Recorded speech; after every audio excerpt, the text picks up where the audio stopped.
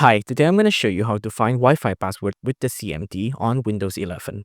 So first off, let's go to the search bar here and let's find CMD, which is command prompt, right? If you don't see it in the recent bar here, just type in CMD and then click on it.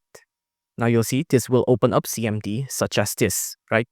Now we're going to use these commands here. You can pause the video to copy and paste this. First, we're going to use this first command. I'm going to copy this. I'm going to command prompt, I'm going to paste this in, and I'm going to press enter.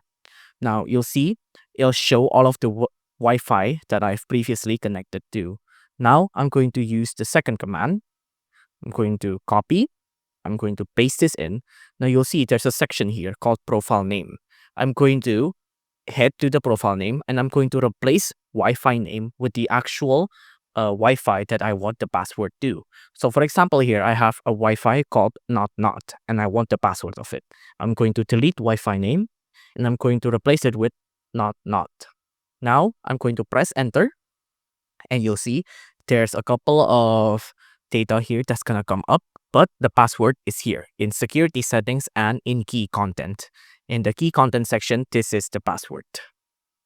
That is how you find your password with CMD. If you like this video, please consider liking and subscribing.